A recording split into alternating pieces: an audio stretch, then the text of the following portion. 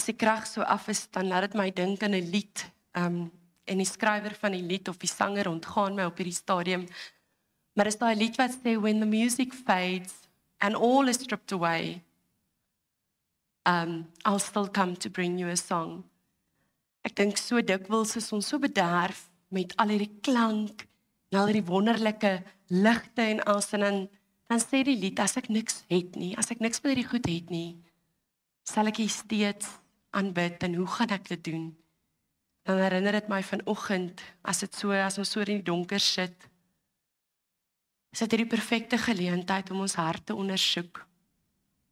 As ek niks van die tegnologie het nie, hoe gaan ek steeds met my lewe U lof besing?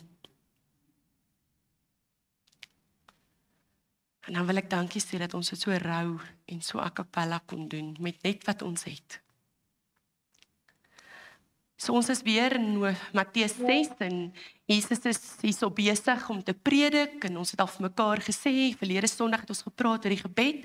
Die vooraf van die gebed in Matteus 6 is dat Jesus met hulle praat oor die armes versorg, en vandag gaan ons 'n bietjie stil staan by vas. Maar wat belangrik is van Matteus 6 is Jesus praat hier oor die 3 geloofspraktyke van die Jode. So sorg vir die armes, gebed en dan vas.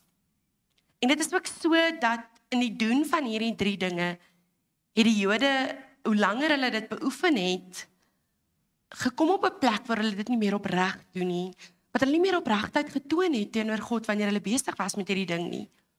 Hulle het seker gemaak dat hulle die praktyke op so 'n manier beoefen, dat die gemeenskap deeglik bewus was daarvan dat hulle daarmee besig is. Hulle wou dit so doen, dat almal om hulle kon sien, dat hulle hierdie geloofspraktyke nakom.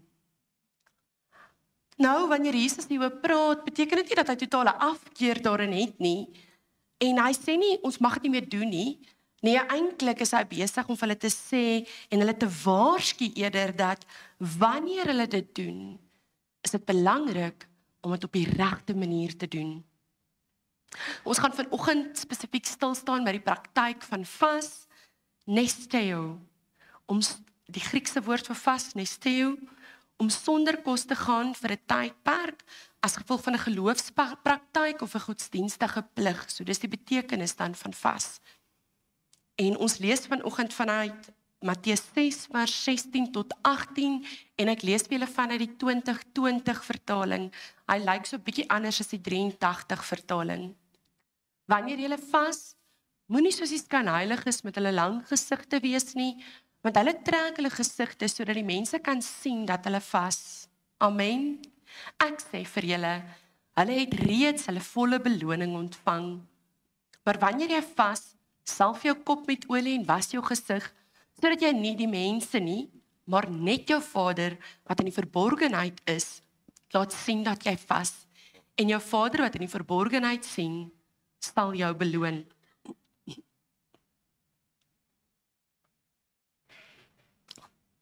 Ekskuus.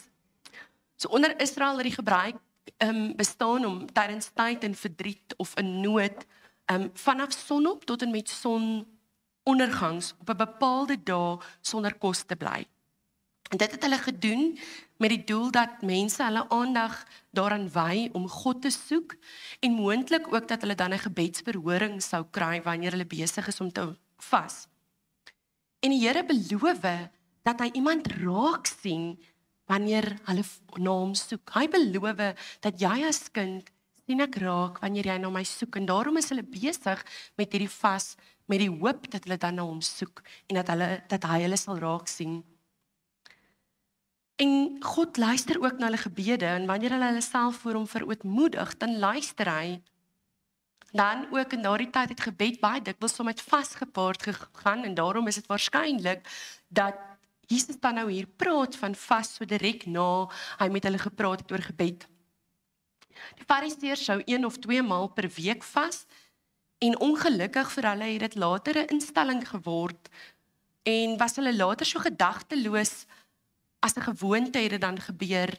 Hulle het later nie meer gedagte aan die vas geplaas nie, hulle het dit maar net gedoen, omdat dit gedoen moes wees. Dan belangrik, wanneer hulle so gevas het, was dit vir hulle belangrik dat almal moet weet dat hulle vas. Daarom sou hulle dikwels versuim om hulle gesigte te was, hulle hare te was, hulle klere te was. Hulle sou sommer net nie gaan bad nie. En hulle sou nie hulle koppe smeer met olie nie. En as dit nie genoeg was nie, het hulle sommer as so op hulle koppe uitgestrooi, as 'n openbare teken daarvan dat hulle rou en verootmoediging soek hier voor God. Net sodat die gemeenskap moet baie bewus wees dat hulle in 'n vastydperk is. Daarom lees ons in vers 17, dan sê Jesus vir hulle, maar wanneer jy vas, salf jou kop met olie en was jou gesig. Want dis wat hulle versuim het om te doen. Baie dikwels in ons eie gemeenskap, wanneer ons vas, dan maak ons baie seker dat almal dit weet. Ek weet nie of julle al gehoor het as iemand vas, dan sê hulle vir jou, ek vas nou hierdie week, ek drink nie dit nie, of ek eet nie dit nie, want ek soek dit. En 'n stuk van hierdie wat Jesus kom sê is, moenie so seker maak dat almal weet jy vas nie. Want dit is nie nodig dat die wêreld bewus is waarvan jy besig is met my nie. Hoeveel keer het jy iemand ontmoet, ek het al 'n paar mense teëgekom wat vas, dan is hulle so doodmoeg, en as ek sê, jy lyk vir my moeg, ja, ek vas, ek eet nie kos nie. Ek het nie krag nie, maar ek vas. Hoekom vas jy? Nee, ek soek antwoord op gebed. Maar ek is baie moeg. Ek kan nie wag vir my bord kos vanaand nie. Nou kom Jesus en hy sê, dis nie die hart van vas nie. As jy vas, sodat jy vir iemand kan sê, jy is besig om te vas, en jy kan nie wag vir die bord kos nie, maar die Jode het dit later gedoen. Hulle wag net ter die son afgaan, dan is die bord kos gereed, want hulle is tog so honger. Nou kom Jesus en hy sê, maar ons moet dit nie so doen nie. Dis nie waar hierdie hele praktyk gaan nie. En wanneer Jesus praat oor die 3 geloofspraktyke, dan beklemtoon hy dat dit ook saam met 'n beloning gepaard sal gaan. Dat hulle beloning van God af sal kry. Maar dan waarskei hulle, dan sê hy vir hulle, wees baie versigtig, ondersoek jou hart. Maak seker wat jy doen en besef waarom jy hierdie dinge doen. Want as jy dit doen vir die verkeerde redes, dan is jy jou beloning kwyt. Want ek meen, as ek nou vanoggend vir iemand sê, yes, ek is so moeg, ek vas alweer, maar nou, ek het hierdie hele dag kos gelos, ek is so honger, maar weet jy, dis okay, want die Here gaan my gebed verantwoord. Ek weet nie of julle gesien het nie, die eerste ding wat sy gedoen het, sy het haar kop geskit, shame. Dis wat Jesus vir hulle sê, wanneer jy so in die publiek vir almal wys, deur wat 'n slegte tydperk jy gaan om te vas, dan is almal bekommerd oor jou en toon empatie, so jy het klaar jou beloning gekry. Sy het klaar vir my gewys wat ek moet voel. Hoekom gaan God dan nou nog 'n beloning op ons vermors? As iemand klaar dit gegee het. Dan vra Jesus eintlik hier vir hulle, vas julle om erkenning te kry by mense? Vas julle omdat dit 'n godsdienstige praktyk is wat julle goed wil uitleef? Of doen julle hierdie om nader aan my te kom, om nader aan my te wees? God het nie vaspraktyke nodig nie. Hy is teenwoordig by ons. Hy is hier teenwoordig. Hy het nie nodig dat ons moet vas om meer teenwoordig te wees nie. Maar die mens, ek het dit nodig. Ek het nodig om so 'n oomblik te gebruik om opnuut belydenis van my sonde te doen en bekering te beleef, om opnuut 'n nabyheid tot God te beleef. Dis die mens wat baat vind daarby om te vas. Nou nêrens word daar 'n bevel deur Jesus gegee dat ons moet vas nie. Nêrens in die Nuwe Testament sien ons 'n bevel tot vas nie. Nêrens sê daar vir ons moet vas nie. Inteendeel sien ons hoe Jesus ondervra word in Matteus 9 vers 14 tot 17 bietjie later oor waarom sy disippels nie vas nie. Dan sê hy vir hulle, hulle hoef nie nou te vas nie, ek is by hulle. bruidegom is by hulle. Waarom het hulle nou nodig om te vas? Het is belangrik dat ons ook sien hier in Jesus se gesprek, dat hy aanvaar dat mense vas. Hy is nie teleurgestel dat mense vas, of hy keer hulle nie om te vas nie, hy besef, hulle het 'n behoefte, en hy aanvaar dat hulle hierdie behoefte het om te vas. Daarom gebruik hy hierdie oomblik om hulle te leer, hoe om dit te doen op die regte manier, sodat hulle kan voortgaan met hierdie behoefte, maar dit op die regte manier beoefen. Ek dink baie dikwels vind ons onsself dalk nie altyd met 'n vaspraktyk nie, maar vind ons onsself as gelowiges en ons doen iets, want iewers het iemand gesê ons moet dit doen. As ek as Woensdag as 'n voorbeeld mag gebruik, partykeer vier ons as Woensdag, want iewers in die geskiedenis van die kerk is dit altyd gevier en ek moet dit doen as die volgende stap tot iets. Ek moet op so 'n manier wys dat ek in 'n lydenstydperk ingaan, 'n tydperk waar ek vir ootmoediging soek voor die Here. En dan verstaan ons nie altyd hoekom ons dit doen nie. Ons doen dit want tradisioneel het ons daarmee groot geword. Wat Jesus hier kom en doen is hy sê, wees versigtig. Ek het nie 'n probleem as jy 'n behoefte daaraan het om dit te doen nie. Maar ek wil jou waarsku, as jy dit doen dit so, dat jy werklik my nabyheid soek. Dat dit nie gaan daaroor dat iemand anders sien dat jy besig is daarmee, of dat jy 'n godsdienstige praktyk aan die lewe moet hou, net om te kan sê, great, daai een is getik, daai boksie is getik, ek het dit gedoen, ek kan aanbeweeg met my lewe. Ek het gedoen wat God wou hê. God het nie 'n behoefte dat ek hierdie dinge moet doen nie. God het 'n behoefte dat ek in opregtheid hom sal soek. Dat ek in opregtheid na hom sal nader. En in daardie oomblikke van toenadering tot die Here, dat ek myself sal verootmoedig en dat ek 'n oomblik van opnuut bekering beleef, opnuut my sonde kan bely. Daardie een sonde wat van die begin van die tyd met Adam en Eva ons ondergekry, die feit dat ons alles wil beheer. Die feit dat ons tog so graag elke besluit wil maak.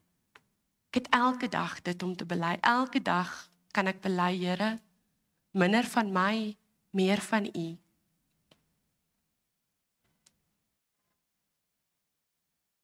Jesus waarsku hulle. Hy sê vir hulle, soos met die gee en armes, is dit beter om seker te maak dat wanneer jy wil gee, dat dit nie gebeur dat die hele wêreld sien nie. Jy hoef nie 'n foto te neem en dit op Facebook te sit, dat almal kan sien, jy het tog nou net hierdie naaste persoon aan jou iets vir hulle gegee nie. Inteendeel, moedig God hulle aan dat dit so moet gaan, dat hulle daardie mense in hulle huise innooi. Wanneer ek vir die armes sorg, dan maak ek hulle deel van my familiekring. Dis versorging. Dan maak ek seker dat ek die hart van daardie persoon leer ken. Hy sê vir hulle, wees versigtig vir die openbare oog. Vers 18, en jou Vader wat in die verborgenheid sien, sal jou beloon. Wanneer Jesus praat van vas, wanneer hy praat van gebed, wanneer hy praat van sorg van armes, die 3 godsdienstige praktyke, dan elke keer eindig hy af met, en jou Vader wat in die verborgenheid is, sal jou beloon. Mits jy dit so doen, dat dit tussen jou en hom bestaan, in 'n opregte hart, met 'n opregte soeke na hom.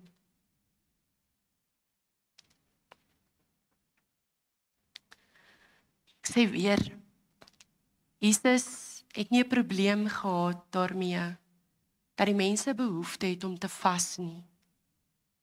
Hy het nie 'n bevel gemaak nie, maar hy het gesê, wanneer julle dan besluit om dit te beoefen, doen hierdie dinge op die regte manier. Hy sê nie dis heeltemal taboe om dit voor die gemeenskap te doen nie. So dis nie heeltemal verkeerd om voor die gemeenskap iets vir die armes te gee, of voor die gemeenskap saam met hulle te vas nie. Hy sê nie dis heeltemal 'n taboe nie. Maar wat belangrik is die riglyn wat hy gee. Die riglyn wat hy vir my en vir jou gee, wanneer dit kom by enige godsdienstige praktyk, is die volgende. Hy vra die volgende: wat is jou intensie? Hoekom wil jy dit doen? Ek onthou toe Laurens hier was, elke keer as ek gesê het ek wil iets doen, het hy altyd vir my gevra, hoekom wil jy dit doen? Partykeer raak 'n mens frustreerd as iemand vir jou vra, hoekom wil jy dit doen? Maar die vraag is eintlik, wat is jou intensie? Wat is my hart agter daardie besluit? So wat Jesus vir jou kom vra is, hoekom wil jy dit doen? Wat is jou intensie? Wil jy vas omdat iemand anders vas en iemand iewers vir jou gesê het, dis belangrik dat 'n Christen vas? Of wil jy dit doen omdat jy iewers in jou besige lewe besef dat die enigste manier om te nader na God is om iets op te gee. Want jy het nodig om in jou lyf te voel dat jy moet afhanklik wees van God. En op so 'n manier wil jy daardie afhanklikheid begin bewerkstellig hier binne in jou, sodat jy met gees kan uitreik na hom. Dan is die ander vraag wat saam met die een kom van wat is jou intensie is, wat wil jy bereik deur dit te doen? Jesus vra vir hulle, wat wil jy bereik deur dit te doen? Wil jy hê dat jou man en kinders ten minste kyk na jou en sien, jy's 'n goeie Christen? Hoeveel keer het ons al in daai gat getrap, ek weet ek doen? Ek het vir my kind geleer om 'n goeie Christen te wees. Ek bid sodat hulle my kan sien. Ek lees Bybel elke dag. Ek sê nie is verkeerd om dit te sê nie. Maar dan vra God, wat wil jy bereik daardeur? Het ek nodig om aan jou te erken dat ek vir my kinders bid sodat hulle weet God bestaan? Het ek nodig om vir jou te wys dat ek vas, sodat my kinders kan verstaan hoe hulle self moet verootmoedig voor God? Wat wil jy bereik deur dit te doen? Wanneer ons besig is met die praktyk van vas of enige ander godsdienstige praktyk, is die vraag wat jy vir jouself moet vra, wat wil ek bereik deur dit te doen? Ek wil amper vir jou vanoggend vra, en as ek mag dit so 'n bietjie verder vat en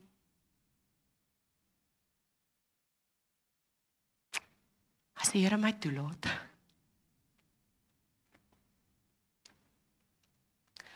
Wil ek vir jou vra, dat ons dieselfde vraag moet vra, oor Sondag kerk toe kom. Wat is jou intensie waarom jy hier sit? En wat wil jy bereik deur dit te doen? Wil jy hê dat iemand die dag as jy sterwe vir jou sê, mooi, jy was elke Sondag in die kerk. Ag, dankie. Jy het dan die deur oopgesluit as ons by die kerk aankom. Dankie, jy het elke Sondag vir daai oom gegroet.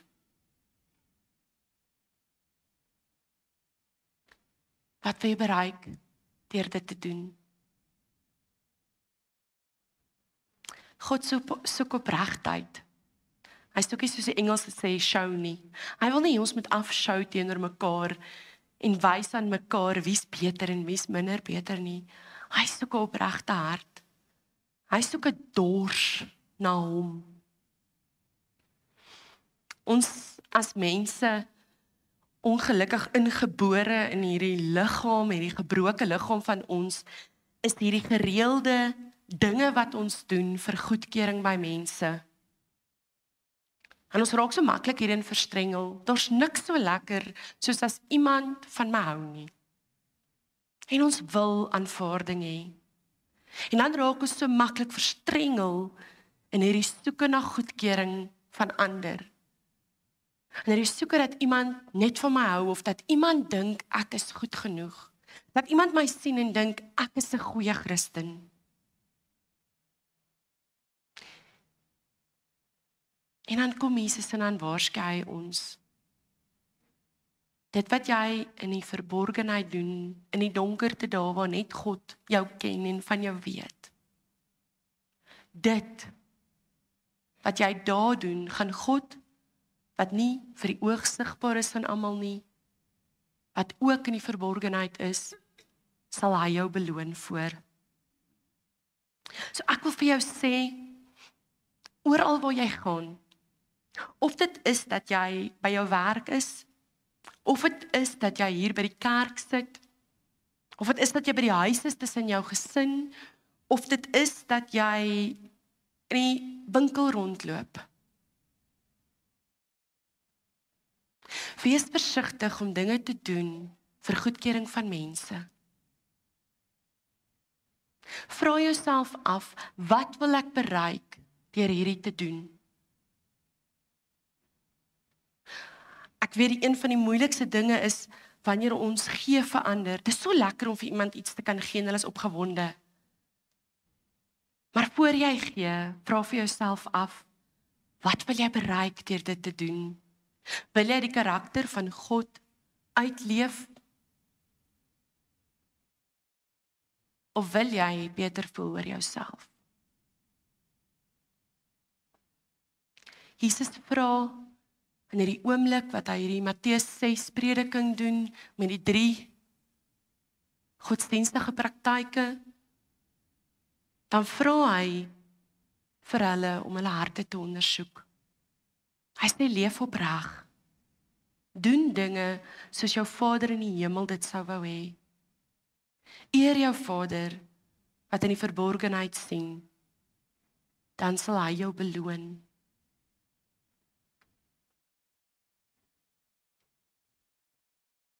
So voor jy besluit om te vas, voor jy besluit om Sondagkerk by te woon, voor jy besluit om vir iemand iets te gee,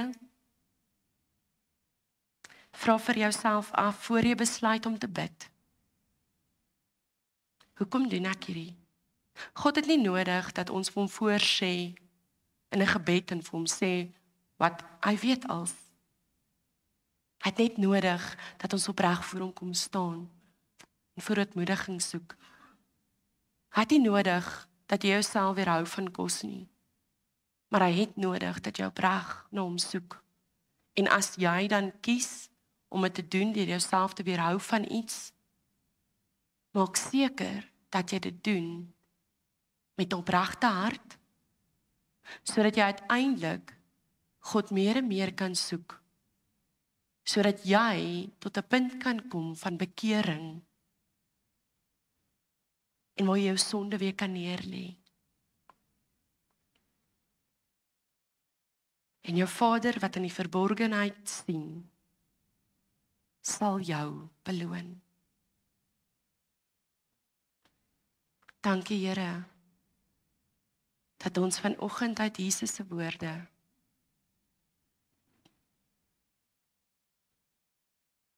weer kan leer.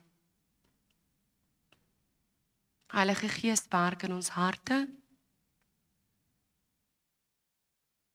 sodat ons U opreg kan soek en sodat ons opreg die koninkrykswaardes kan uitleef in hierdie wêreld as 'n Christen en kind van God die Vader. Amen.